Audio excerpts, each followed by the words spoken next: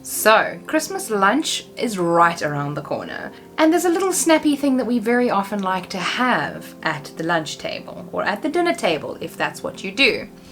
Now, these things generally cost a lot of money, but with my free SVG file that I designed about 2 years ago, you guys can make your own, and I'm going to be sharing it in a link in the description so you can get your hands on it and make your own Christmas crackers. So we're going to load the SVG, cut it, and I'm also going to be showing you how you can decorate your Christmas cracker as well. So my name is Kelly, and let's get clacking. Once you've visited the link in the description, your screen should look something like this. If you want to see the names of the files, you can just click this button at the top and it'll show you in list view. If you just want the Christmas cracker template, you can download the last one and you can click download and it should save it to your computer. Then we go over into Cricut Design Space. And what we do in Cricut Design Space is we click on the upload button, which is just above my head over here, and we go upload file.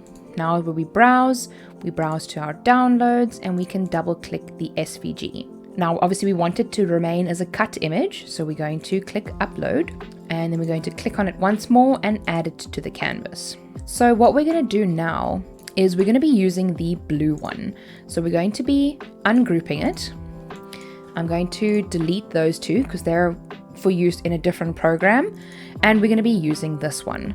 Now, something that you're going to have to remember, if you have the scoring tool, then what you're going to have to do is you're going to have to select all of these.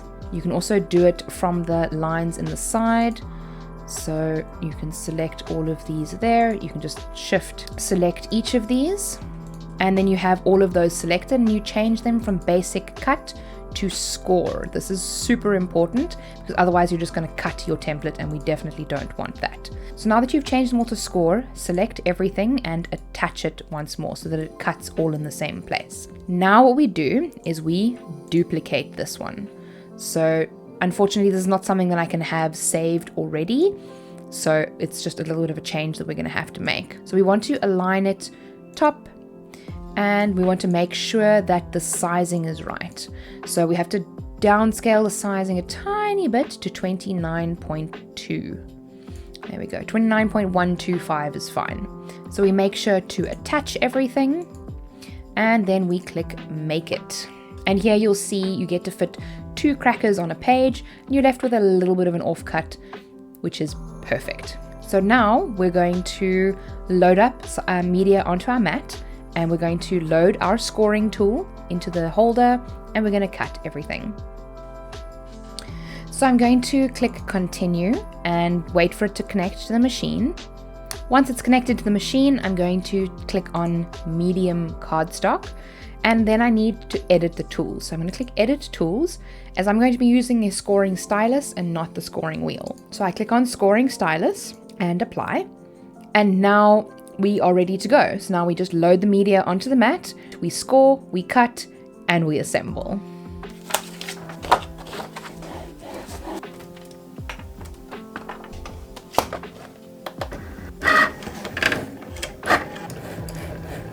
Okie doke, so our scoring stylus misbehaved slightly and we can see how she ripped up a little bit in some areas, but that's okay. The first time I tried it, you'll see how bad that looked. So I'm actually going to try and do some more research into that and figure out why it does that, because this is not the first time that that has happened, and I'm not sure why yet. I haven't looked into it enough to know the answer, so I will let you know if I find out. So we've got a little bit of an oopsie there. It actually did it in the live stream when I made this.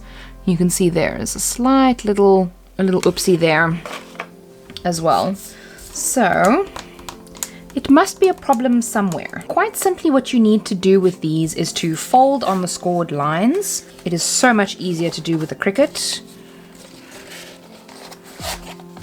And then you just glue it all together. So you just have the flaps.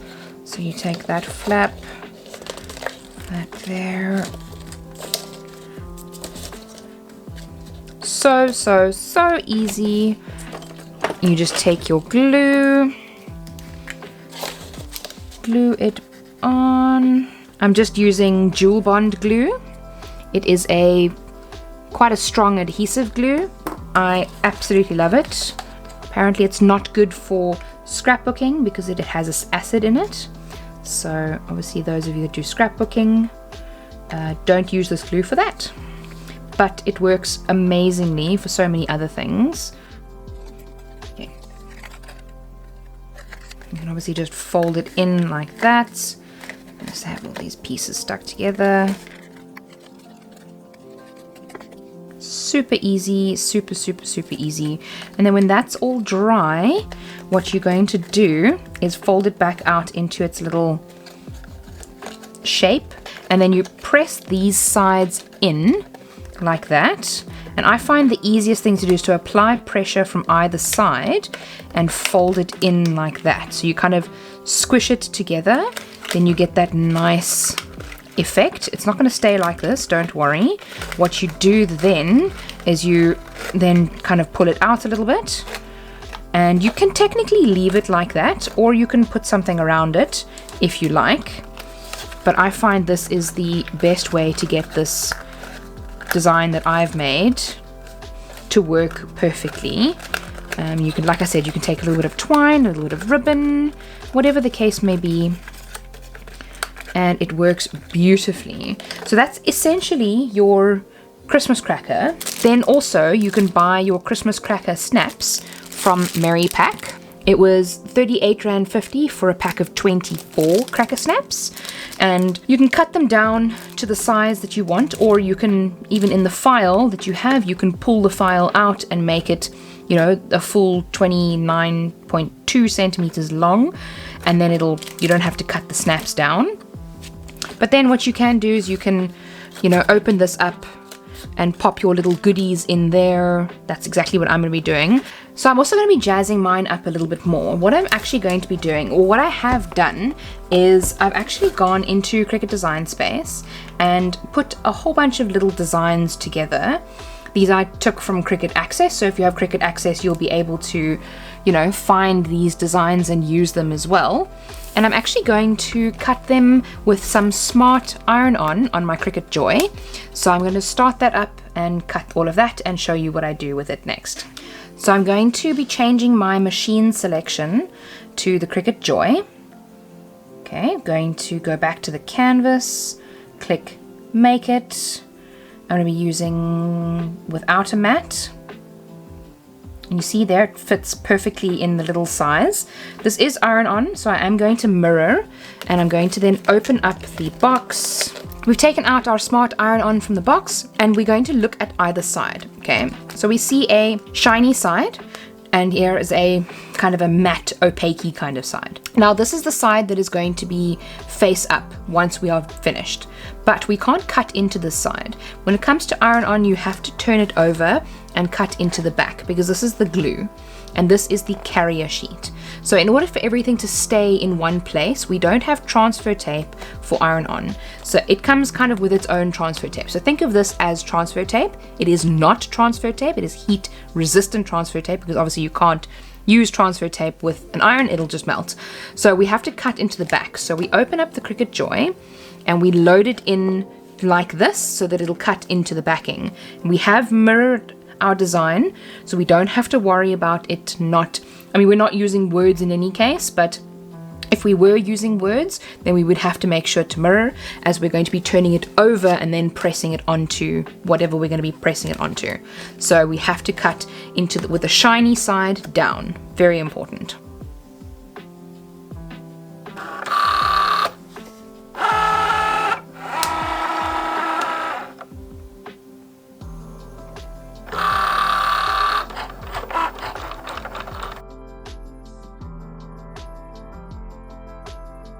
And now that that is all cut, we are going to snip off the part that has been cut, and we're going to weed.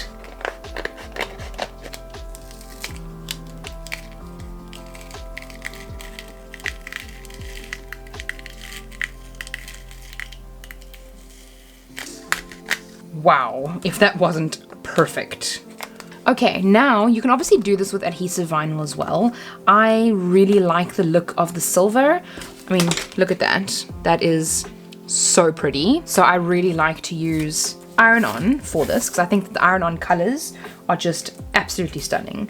So what we do is I like to do it on the flatter side, and with these kinds of things I would always recommend using an iron or a mini press if you have one, because it's just it's so much easier to use than using a heat press, but you can easily do it in a heat press as well. I did it with a heat press last year. It actually went really quickly because I kind of just put everything on the page, pressed it, boom, done, because it doesn't need a lot of heat at all, because it literally just needs to warm the glue and make the glue stick to the page. So what you can do, so you can cut them out individually. As an example, we're going to do a little mistletoe. I'm just going to put it on the thingy like that. I'm going to take my mini press and I'm going to just press it on like that.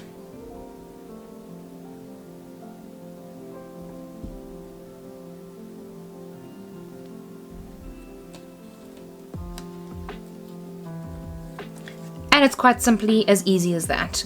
So it works lovely with all of these kinds of little things, and you can see how pretty that looks. I mean, there's no adhesive, well, I mean, you don't get an adhesive vinyl that's like that, that has that nice rough texture that I really love. And I just pulled off a dot.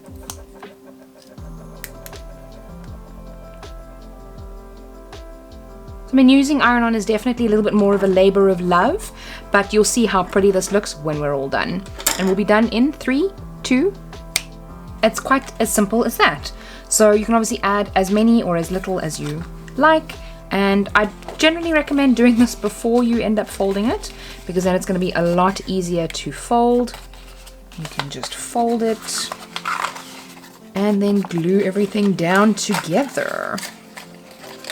You can even see I used the one snowman to cover up the little oops that we had with the scoring tool, and that one will glue away, so that's fine.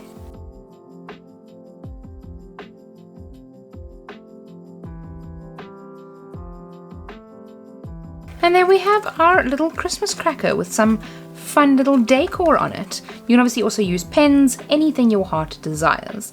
Well, I hope that you enjoyed this video. Subscribe to my channel for more Cricut related tutorials in the future, and remember, be kind to someone today. See you soon!